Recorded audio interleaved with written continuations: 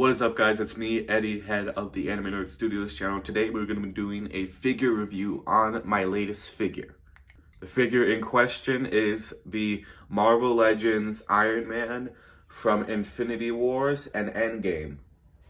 If you're wondering, this is the box that the figure comes in. As you can see, it says Iron Man Mark. I do not know any Roman numerals, so if you guys know that, please comment down what number that is. It has an L, 3 X's, and a V. Please tell me what that number is in the comments. So right out of the box, you obviously will get the figure of Iron Man or Tony Stark, as you can see. It doesn't really hide the joints and everything, but the mobility, it's okay for the arms and legs.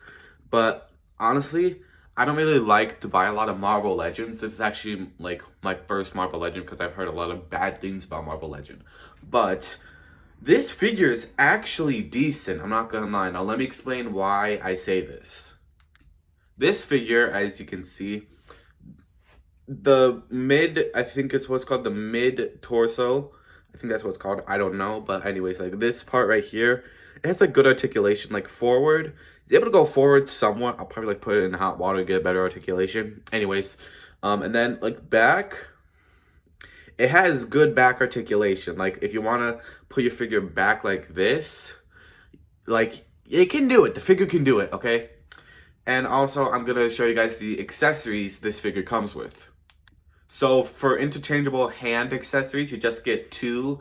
You get 2 open hands and then 2 fists, as you can see. And then on top of that, you get 4 of these blast effects. The reason that you can get 4 of these is because you can put them on the foot, as you can see, to make him look like he's flying. And then also you can put them on, let me get this on real quick. You can also put them on the hand for the blasting effect when it's killing or shooting his enemies.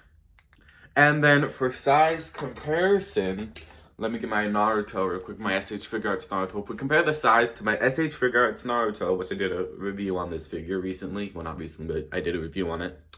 And we compare it to the Marvel Legends Iron Man, put them side by side, we can see that the Iron Man is a head taller than the Naruto. And if we get my scarred Naruto, or my custom Naruto figure, I guess, because I have kind of edited the figure design a little bit. If we put the custom Naruto next to the Marvel Legends Iron Man, as you can see, the Marvel Legends is still a head taller than the Naruto figure. And let's just do one more size comparison with the Mandalorian figure I got from my trip down in Florida. If we compare the two figures, we can still see the Iron Man is taller regardless. And let me explain why that is. The reason that this figure is taller than all the other figures is because of this thing called scaling. If you don't know what scaling is, it's basically height and stuff like that.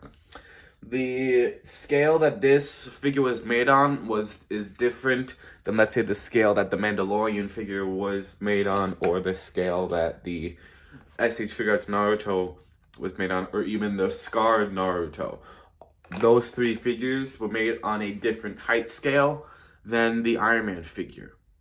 Now, in terms of painting and design for this figure, if we take a closer look, we can see the paint job is actually really good and surprisingly really accurate to the movies of Iron Man. Because if we can take the only actual quote-unquote inaccurate piece, which I don't think is a really big deal, is the arc reactor. I noticed this. The arc reactor in both movies for Infinity Wars and Endgame, the arc reactor was I would say a light to medium cyan. And this arc reactor is just pure white, as you can see.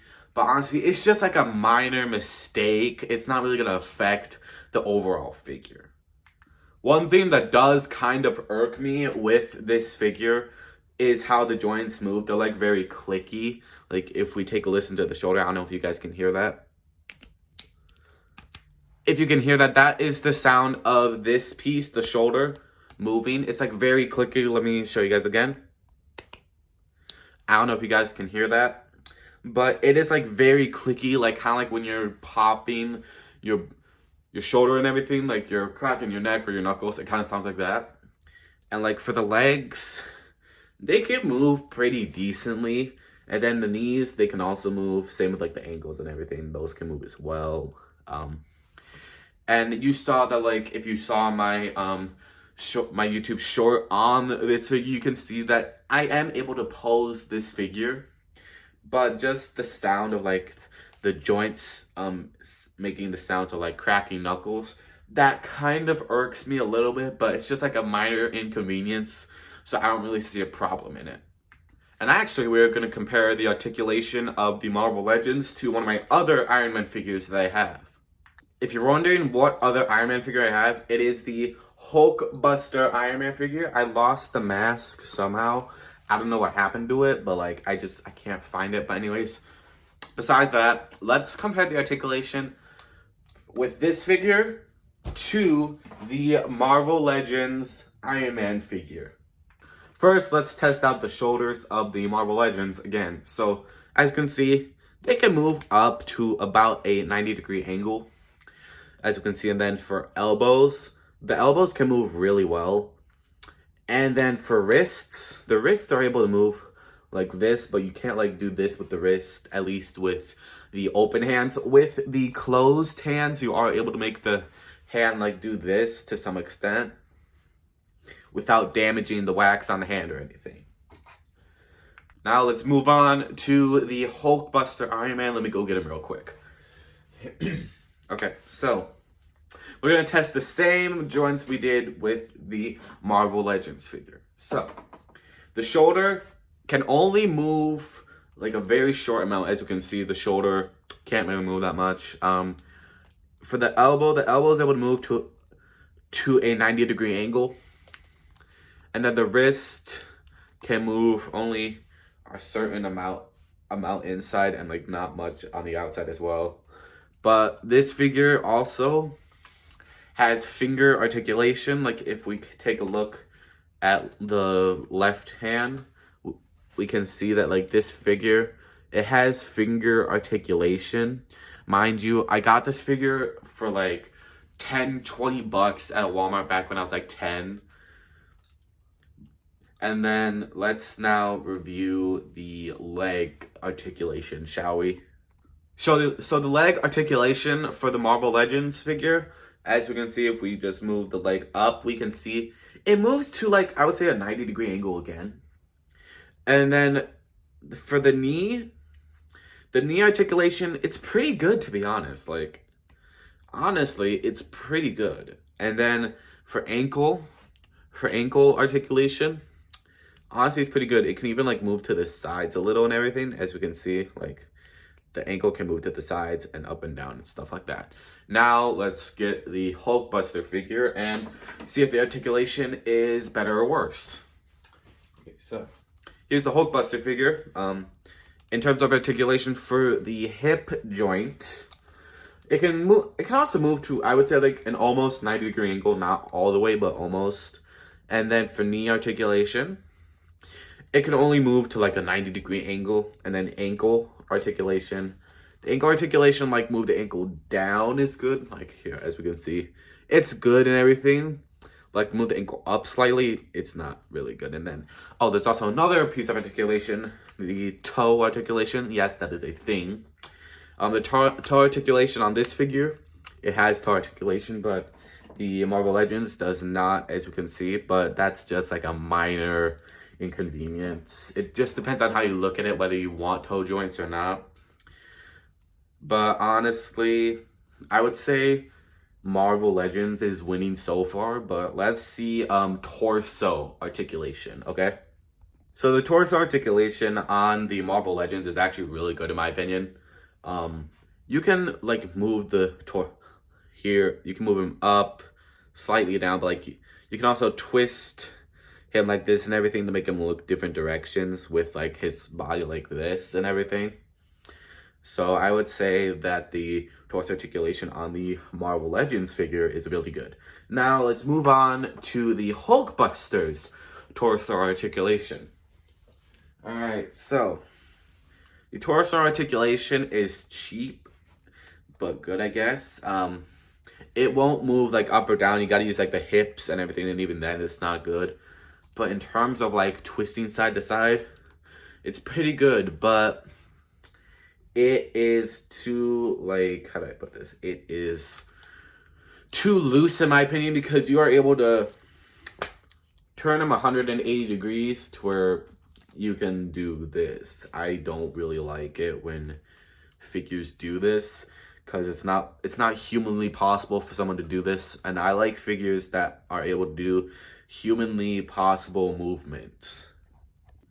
Finally, we're gonna go over accessories. So as I went over previously in the video, the Marvel Legends figure comes with 2 open hand accessories, as we can see, 2 closed hand accessories, and 4 of these blast effects to either put on the foot or the hand, as we can see right here. And then for the Hulkbuster Iron Man, it did not come with any sort of accessories whatsoever. I lost the mask for it though, but that doesn't really count as an accessory. That just counts as a part of the figure. And then the arc reactor, if you pressed it, it would like light up, as you can see, but when you pressed it, it would also like make this sound in this speaker right here. But I kind of broke that speaker when I was like 12 or something, so it doesn't make any sounds. So that is the comparison between the two for accessories. Now the overall winner for the accessories, or just overall winner in general for between these two figures, I should say, is the Marvel Legends Iron Man. As you can see, the articulation, it is marvelous in my opinion. The articulation is just amazing. The accessories, it doesn't come with many accessories, but you can make some really cool poses with these accessories. Unlike the Hulkbuster Iron Man, I can't really make that many poses with it, but it's still, I guess, good figure. But yeah, I think my overall rating on the Marvel Legends figure would probably be a 7.8 out of 10. The only reason I'm giving it a 7.8 is because I would really like for them to like have a joint like right here along with this one as well, so like you could twist the hips and like make them bend down as well. But I hope that in future Marvel Legends Iron Man they add that. And also accessories, I really wish they came with like more blast effects, like not only just like the blue ones. I wish it came with like orange ones as well from like the original movies and everything. And yeah, that's the only things I wish were different about the figure. But other than that, I really like the figure. So yeah, it gets a 7.8 out of 10. Thank you guys for watching. I hope you enjoyed. If you want to, you can like and subscribe. I'm not forcing you to. And leave a comment down below on what Marvel Legend I should buy and review next. See ya.